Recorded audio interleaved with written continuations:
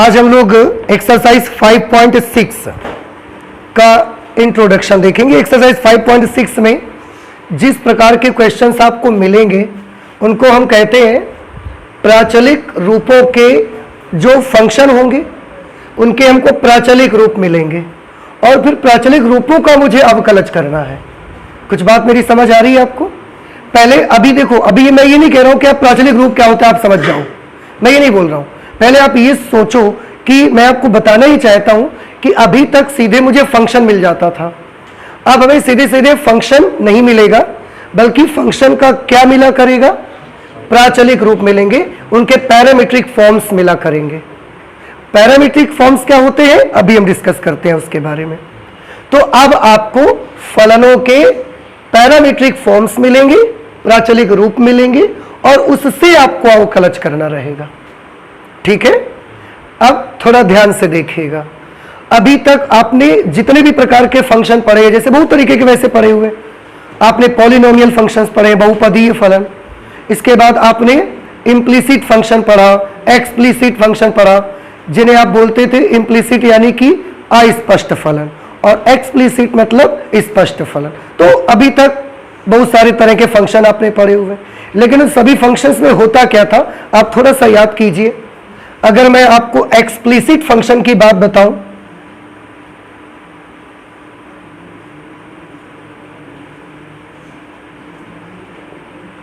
Explicit functions और implicit functions,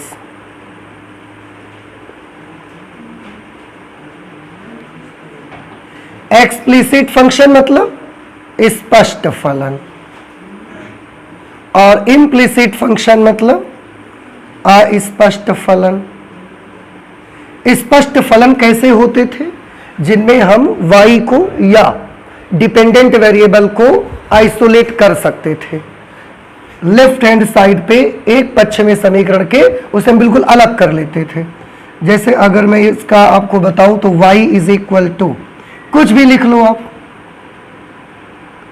x square plus 3x plus 7, और अब आप देख सकते हैं कि जो y है इसको x के पदों में हमने लिखा और जो हमारा डिपेंडेंट वेरिएबल है परतंत्र चर है इसको हमने समीकरण के एक साइड में बिल्कुल अलग करके लिखा हुआ है।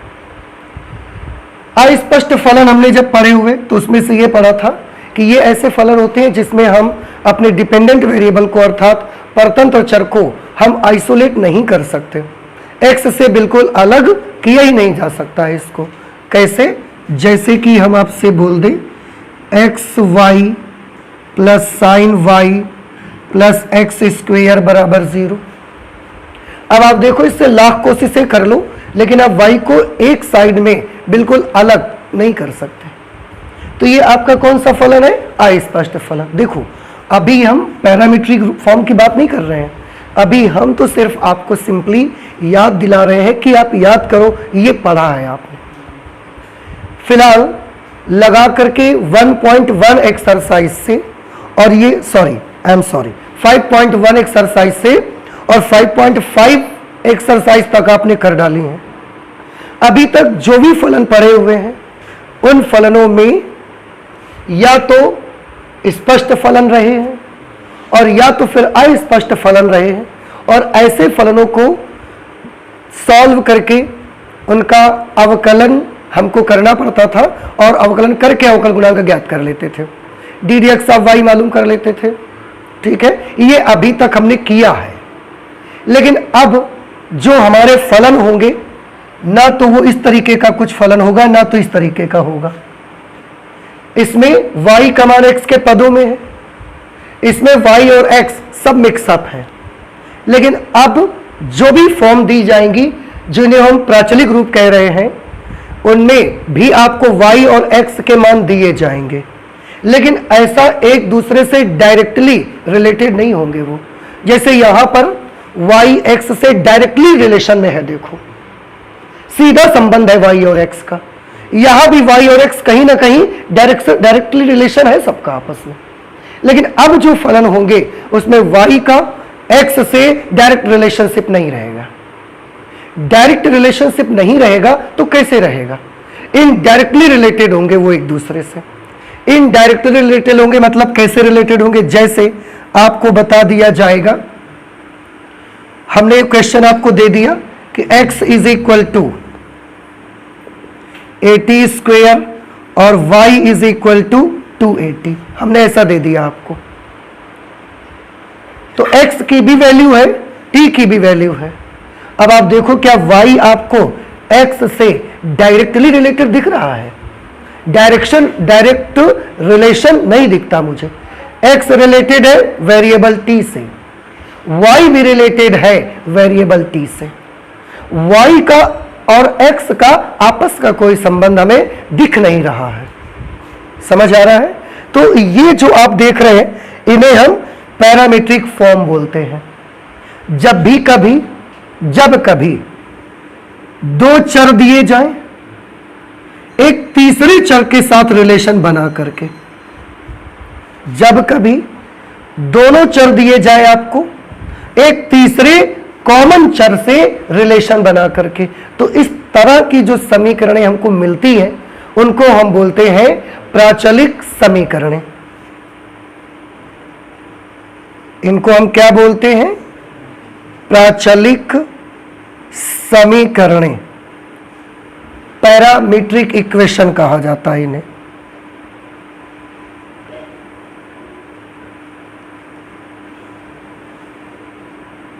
पैरामीट्रिक इक्वेशन बोलते हैं। तो पैरामीट्रिक इक्वेशन किसे बोलते हैं?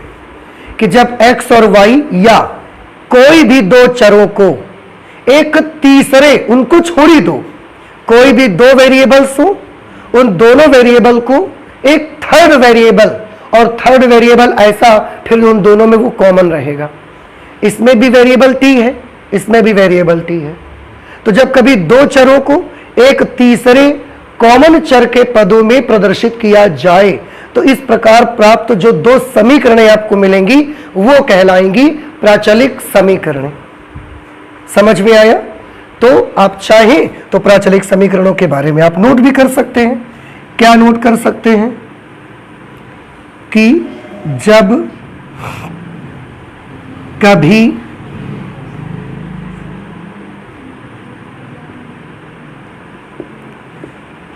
कभी किन्हीं दो चरों को एक तीसरे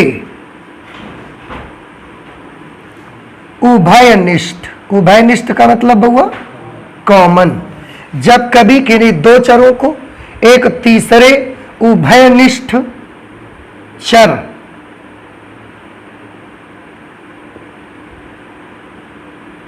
के साथ प्रदर्शित किया जाए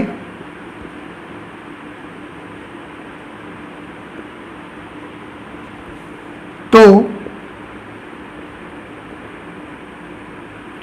इस प्रकार प्राप्त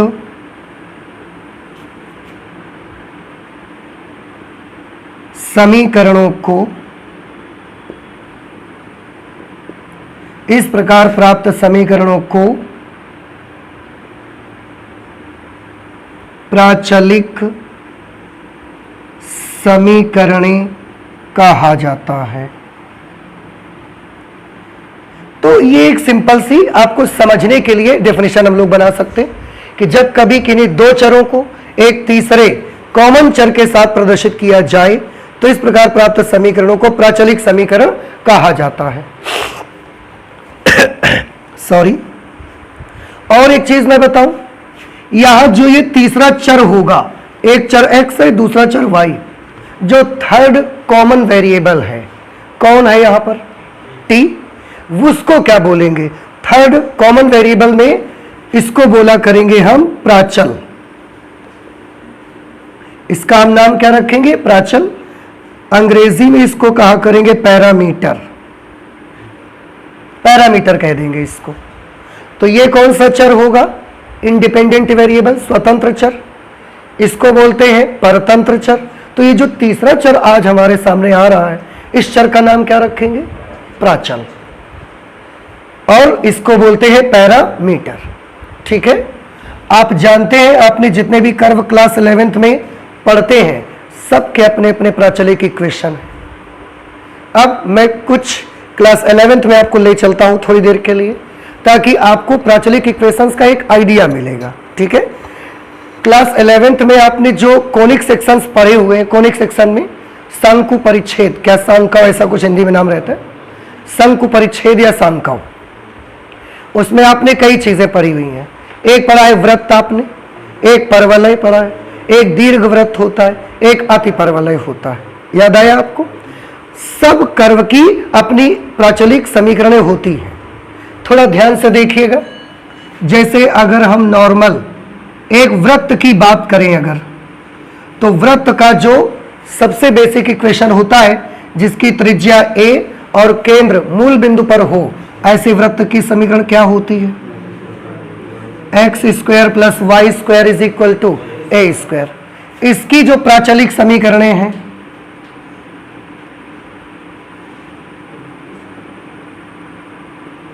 इसकी प्राचलिक समीकरणें हैं एक्स बराबर ए कॉस थीटा और वाई बराबर ए साइन थीटा।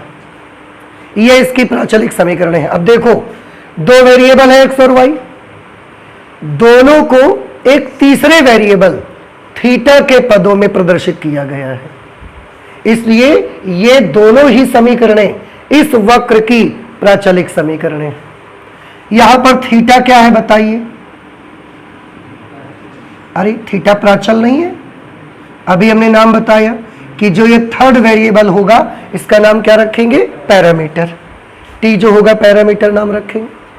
प्राचलिक समीकरणों की एक खास बात आप जानते हो, एक स्पेशलिटी इनकी ये है कि अगर आप x की जगह पर ये और y की जगह पर इसे नोट कर दो, तो ये समीकरण अवश्य संतुष्ट हो जाएगी। करके देखो आप, x की जगह पर क्या लिखोगे? a cos थीटा, स्क्वायर करो उसका। y की जगह पर a sin theta, a square sine square theta. Right hand side पे क्या है? a square. इन दोनों से a स्क्वायर कॉमन कर लो, अंदर क्या बचेगा? cos square theta plus sine square theta. और cos square theta plus sine square theta क्या होता है? 1। तो आप देखो a square is equal to a square. प्राचलिक समीकरणों को हम, आप जानते हैं, एक तो ये हमने जो समझ में आया हमने लिखा, हम चाहे तो और भी एक डेफिनेशन यहां से बना सकते हैं। क्या? कि किसी भी वक्र की प्राचलिक समीकरणें वो समीकरणें होती हैं जो उस वक्र को हर दशा में क्या कर देती हैं? संतुष्ट कर दे। और उन प्राचलिक समीकरणों को लिखने के लिए हम एक तीसरा वेरिएबल जो यूज करते हैं, कॉमन वेरिएबल, वो थर्ड कॉमन वेरिएबल का नाम हम रखते हैं प्राचल। समझ आया? ऐसे ही आप अगर देखोगे परवलय के लिए, परवलय जिसे आप अंग्रेजी में क्या बोलते हैं? पैराबोला। हम सबसे बेसिक परवलय ले लेते हैं, y square is equal to 4ax। आप जानते हैं इसकी भी अपनी प्राचलिक समीकरणें हैं। प्राचलिक समीकरणें, इसकी प्राचलिक समीकरणें क्या है? x बराबर 80 स्क्वायर और y इज इक्वल टू 280। ये जो हमने लिखी थी, ये परवलय की प्राचलिक समीकरणें हैं। अब आप देखो फिर से यहां पर x और y दोनों वेरिएबल्स हैं, स्वतंत्र चर परतंत्र चर, इंडिपेंडेंट वेरिएबल डिपेंडेंट वेरिएबल। दोनों ही चरों को एक तीसरा चर जो कि दोनों में कॉमन है, t के पदों में हमने प्रदर्शित किया हुआ है।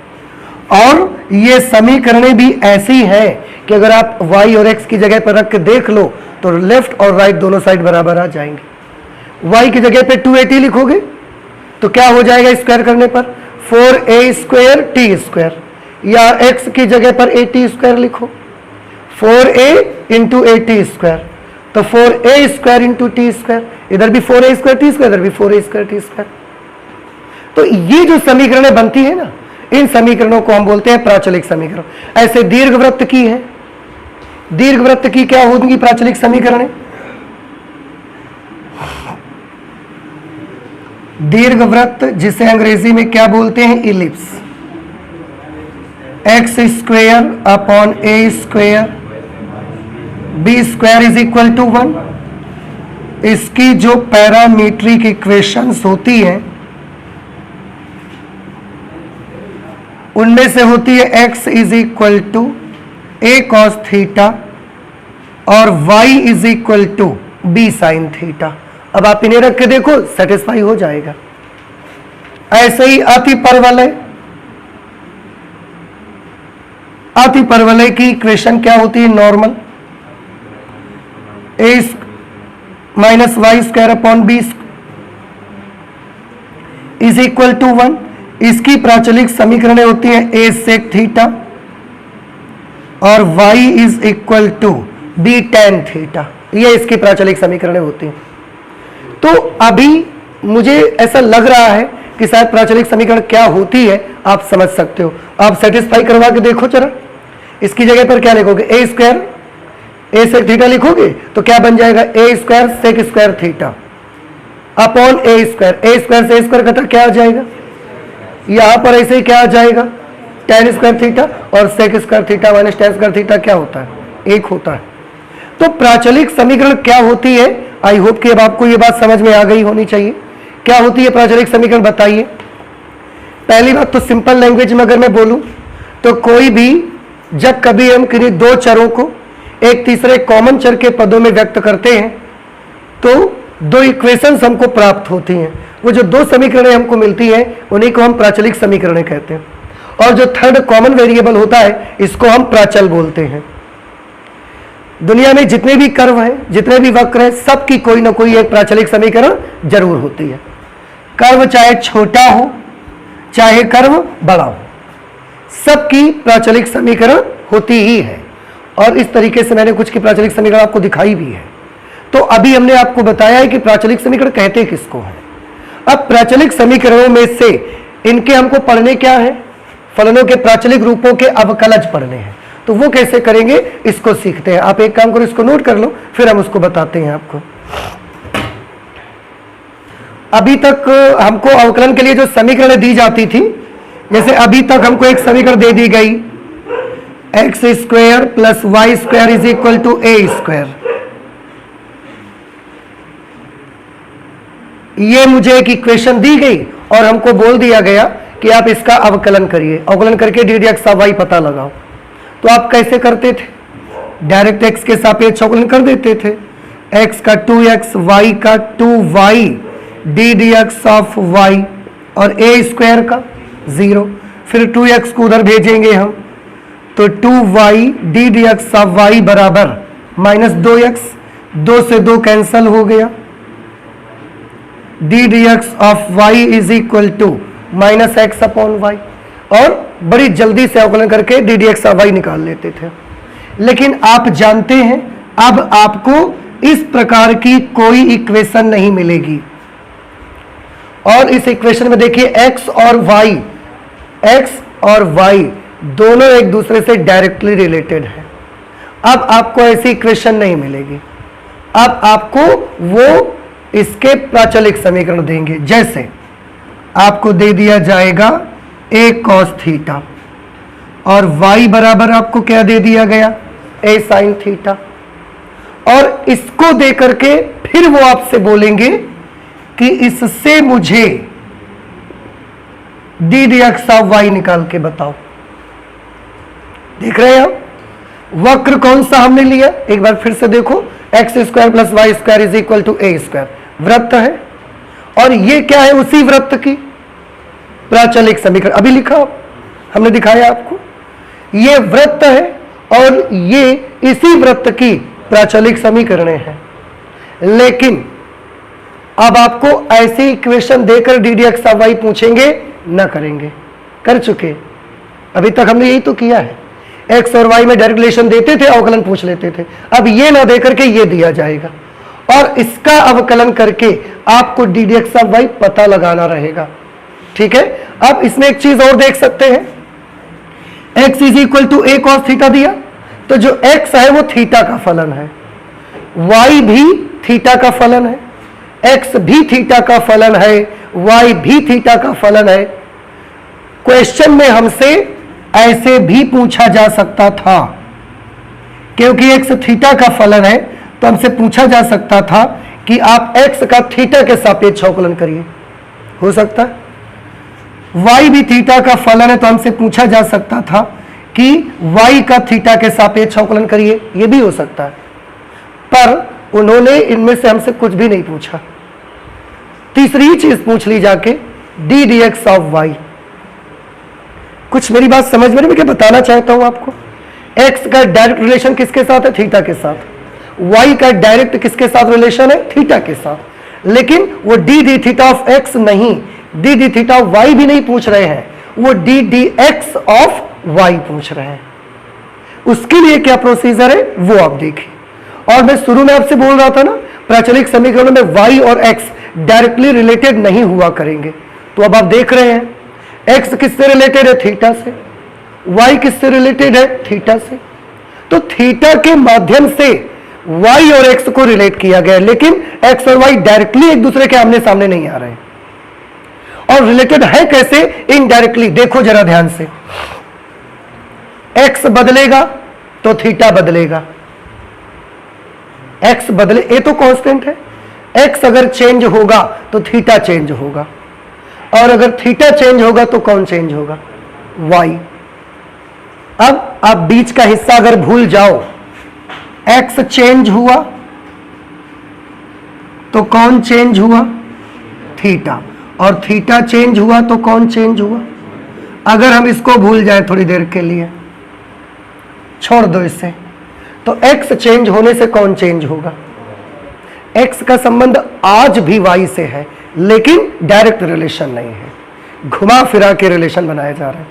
और इन समीकरणों में y और x का डायरेक्ट रिलेशन है, आप चेक करो जरा। यही मैं शुरू से आपको बोल रहा हूं, that in parametric forms x and y are not directly related. x और y दोनों को ही प्रत्यक्ष रूप से आमने सामने नहीं दिखाया जाएगा आपको, जैसा कि यहां पर हो जाता था। इसमें y और x डायरेक्टली रिलेटेड है, भले वो एक्सप्लिसिट फंक्शन हो आपका, भले वो इम्प्लिसिट फंक्शन हो, लेकिन एक ही इक्वेशन में x और y दिखते तो है हमको, पर इसमें एक ही इक्वेशन पे x और y नहीं दिखेंगे। लेकिन क्या y x पर निर्भर नहीं करेगा? ऐसा नहीं है, y x पर डिपेंड करेगा। इधर x चेंज होने से थीटा बदल जाएगा, और थीटा के बदल जाने से y बदलेगा। तो अगर ये बीच वाला हिस्सा हम आपको बोले कि भूल जाओ, तो x के बदलने से कौन बदल रहा है? इसलिए x और y संबंधित है आज भी। ऐसा नहीं कि x और y का संबंध खत्म, ऐसा नहीं है, हमको दिख नहीं रहा आमने सामने, बस इतना फर्क है। ठीक है, ओके, ये सारी बातें तो हमने कर ली। अब मेन मुद्दे पर आते हैं कि आखिरकार हमको जो करना है उसकी बात करो। तो मैंने बोला कि हम x का थीटा के सापेक्ष अवकलन भी पूछा जा सकता था, y का थीटा के सापेक्ष अवकलन पूछा जा सकता था, क्योंकि x और y दोनों थीटा के फलन हैं। लेकिन हमसे ऐसा कुछ भी नहीं पूछा गया, हमसे सीधे सीधे y का अवकल गुणांक x के सापेक्ष पूछा गया। उसके लिए प्रोसेस क्या है? तो उसके लिए प्रोसेस ये है बेटा, D d x of y। आप थोड़ा सा याद करिए, मैं बड़ा बेसिक से आपको बताऊंगा। आपको ध्यान होगा जब हमने चैन रूल आपको समझाया था, अवकलन में एक चैन रूल आए थे बीच में, हो सकता है आपको थोड़ा बहुत भूल रहे हो, पर अगर याद है जरा सा भी तो आपको याद आ जाएगा कि चैन रूल जब होता था उसमें अगर y t का फलन है,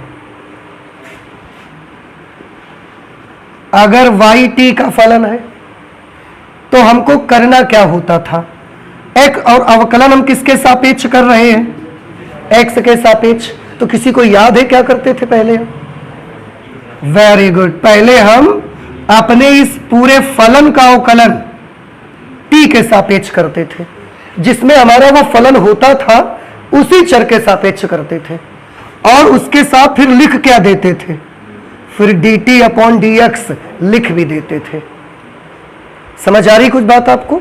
जैसे एक एग्जाम्पल मैं आपको दिखाता हूं। जैसे हमारे पास मिल गया sin t, मिला हमको एक फंक्शन, और हमको करना क्या है? D d x of y निकालना है, y का x के सापेक्ष अवकलन करना है, और y फलन किसका है? t का। तो इस सिचुएशन पे क्या करोगे आप बताइए? पहले इस sin t का t के सापेक्ष कर देंगे, जिस चर में ये फलन है पहले उसी चर के सापेक्ष कर देंगे, जिसमें है उसी के सापेक्ष। लेकिन उसके बाद D d t of x लिखना भूलेंगे नहीं। इतनी बात याद आ गई?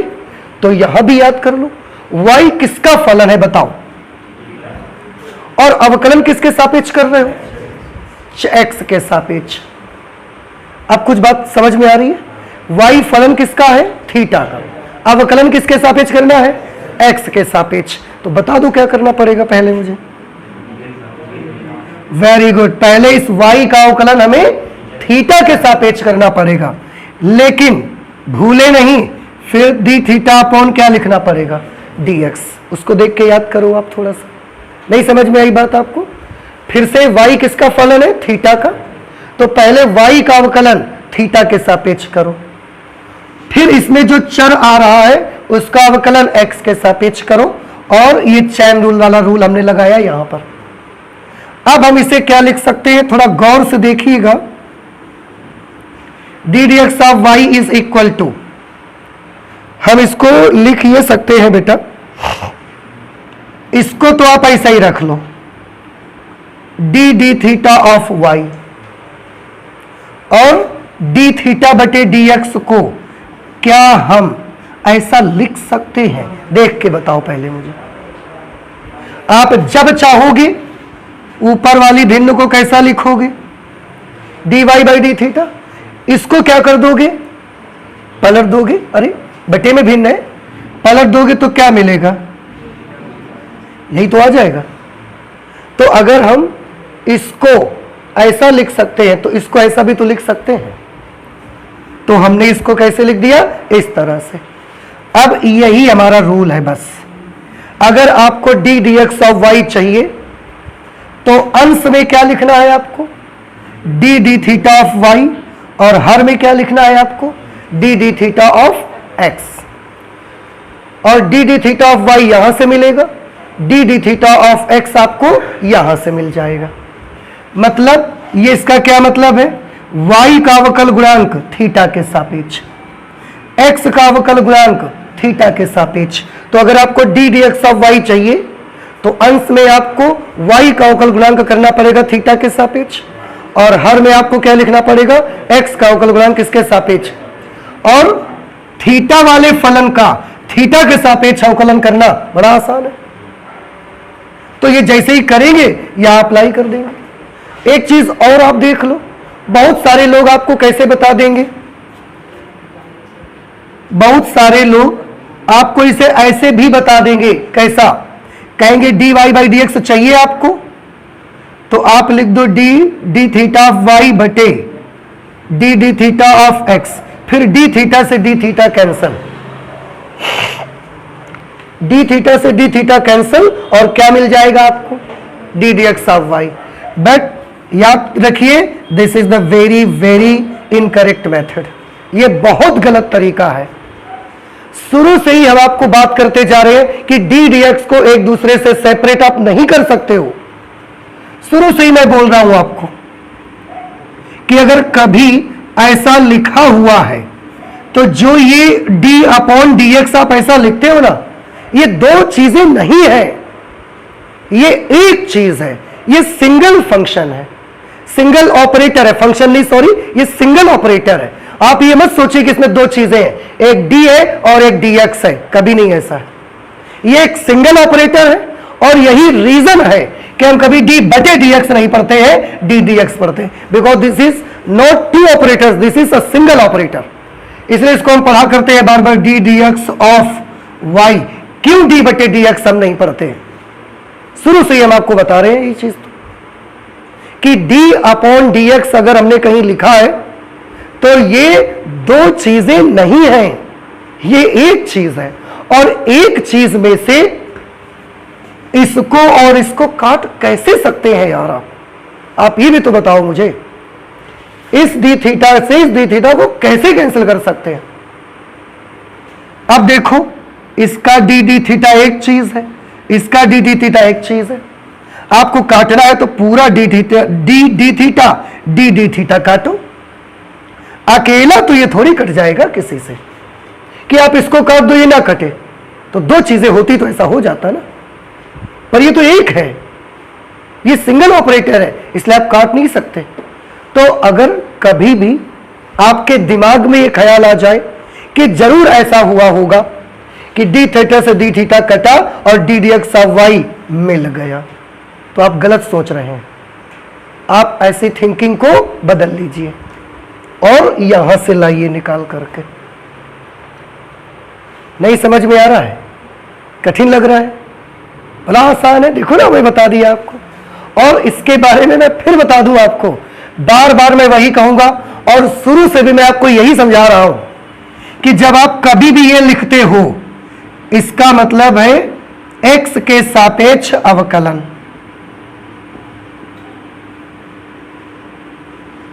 इसका मतलब क्या है? x के सापेक्ष अवकलन।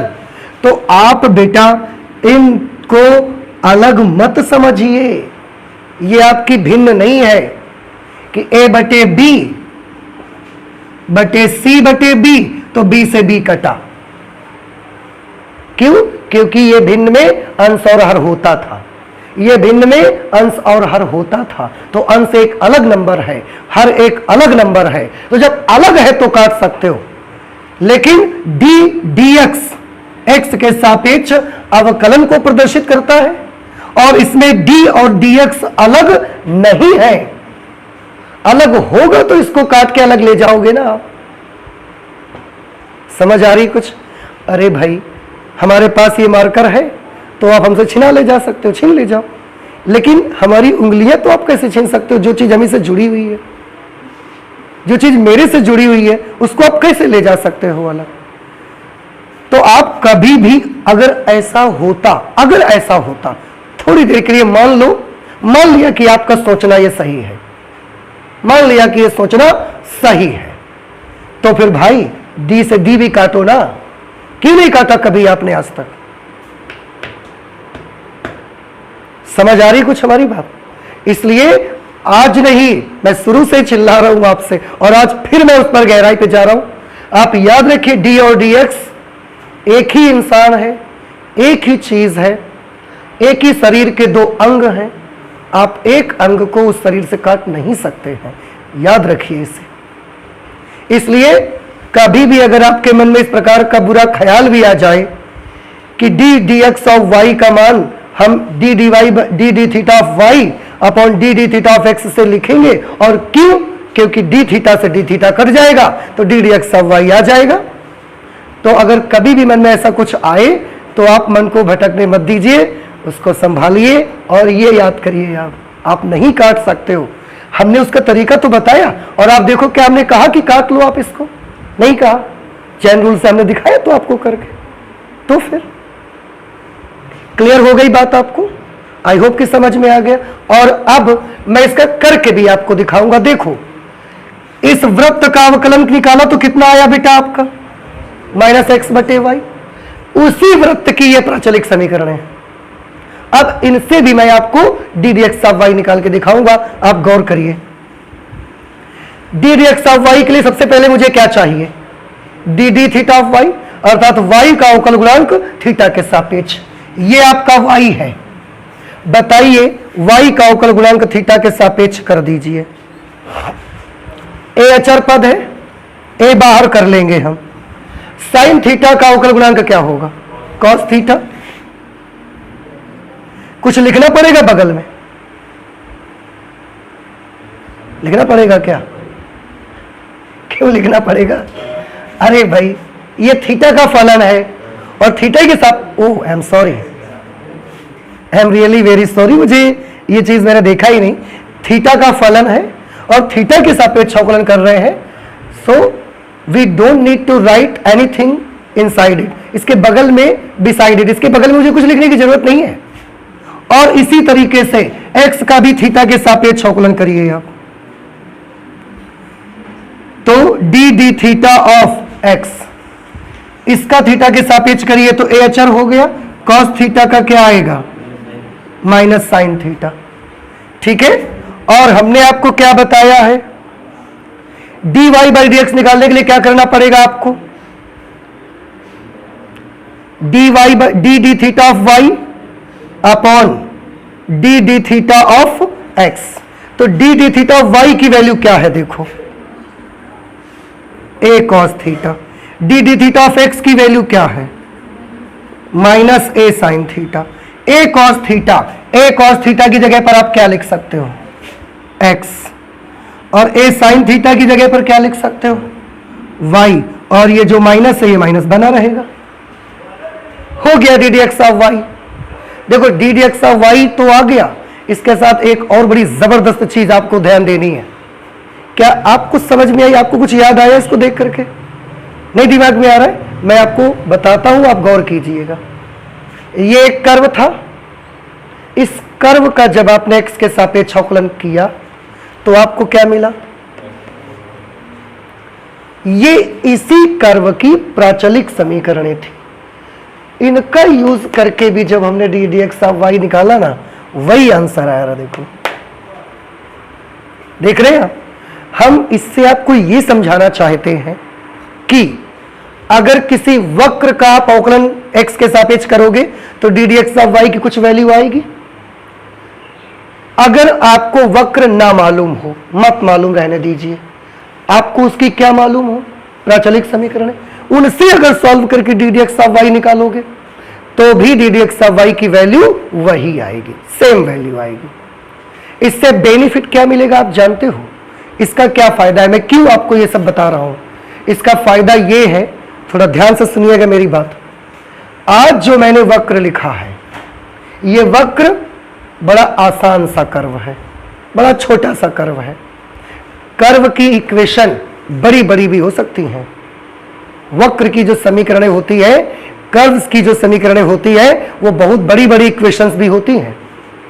आज इक्वेशन छोटी है तो आपको ये इजी लग रहा है, लेकिन कर्व की इक्वेशन हमेशा इतना आसान नहीं होंगी। कर्व की इक्वेशन बड़ी कॉम्प्लेक्स भी आ सकती हैं, जटिल इक्वेशंस आ सकती हैं, थोड़ी सी बड़ी समीकरणें भी आ सकती हैं। अगर बड़ी समीकरणें आ जाएंगी फिर उसका d d x of y निकालना हमारे लिए बेहद मुश्किल भरा हो जाएगा, कठिनाइयों से भरा होगा। उस वक्त हम किसको याद करेंगे? प्राचलिक समीकरणों को। क्यों? प्राचलिक समीकरण तो हमेशा ऐसे छोटे छोटे ही आएंगे, कर्व चाहे जितना बड़ा हो, प्राचलिक समीकरणों में x बराबर कुछ होगा, y बराबर कुछ होगा, बस। तो अब ध्यान से सुनना, हमारे पास एक वक्र है, बहुत भारी भरकम वक्र है, उसका मुझे x के सापेक्ष अवकलन करने को बोला गया। हमने करना शुरू किया, बड़ी कठिनाई हुई, आंसर आया लेकिन बड़ी कठिनाई हुई। हमने क्या किया? हमने ऐसे नहीं किया, हमने उस वक्र की क्या मालूम कर ली, प्राचलिक समीकरण, और इनका अवकलन करके d d x of y निकाल दिया हमने। तो इनसे करना उस वक्त कैसा होगा? आसान। लेकिन क्या आंसर में कोई इफेक्ट आएगा? आंसर क्या अलग हो जाएगा? नहीं। जो वक्र का करने से आता वही प्राचलिक समीकरणों का करने से आंसर सेम मिल जाएगा आपको। तो आंसर में कोई फर्क नहीं पड़ेगा, आपका काम आसान हो जाएगा। और यही रीजन है, आप सोच सकते हो कि ये सब किताबों में क्यों देते रहते हैं। जब वक्रों का अवकलन करना हमको आ ही गया था, तो अब वक्रों की प्राचलिक समीकरणों का अवकलन करना क्यों बताया जा रहा है? क्यों आप ये सब हमको बता रहे हो? तो हम इसीलिए आपको बता रहे हैं कि कभी कर्व अगर बहुत कॉम्प्लेक्स कर्व हो जाए और उस कर्व का आपको d d x of y निकालना हो, तो कॉम्प्लेक्स कर्व की क्या मालूम कर लीजिए, ढूंढ लीजिए प्राचलिक समीकरणें, और उससे उसका d d x of y मालूम कर लो, आंसर वही आ जाएगा। तो आपका काम आसान हो जाएगा, समय भी बचेगा और आपका काम भी बहुत इजी हो जाएगा। नई बात समझ में आ रही हमारी आपको? इस तरह से प्राचलिक समीकरणों के अवकलन हम लोग करते रहते। तो ये है फलनों के प्राचलिक रूपों के अवकलज। अब आप चाहे तो एक आध क्वेश्चन हम आपको करके दिखा दें और इसके बाद आप घर में ट्राई करिएगा, ठीक है? आप प्लीज इसे नोट कर लीजिए सारा कुछ। एग्जाम्पल नंबर 35 देखो बेटा। अब यहां पर बताइए, ये प्राचलिक समीकरणें हैं या नहीं है? है, क्योंकि दो चरों को एक तीसरे कॉमन चर के पदों में हमने व्यक्त किया है। यहां टी क्या चीज है? प्राचल, पैरामीटर। और इसको सॉल्व करके उन्होंने बोला d d x of y ज्ञात करो। सबसे पहले हम क्या करेंगे?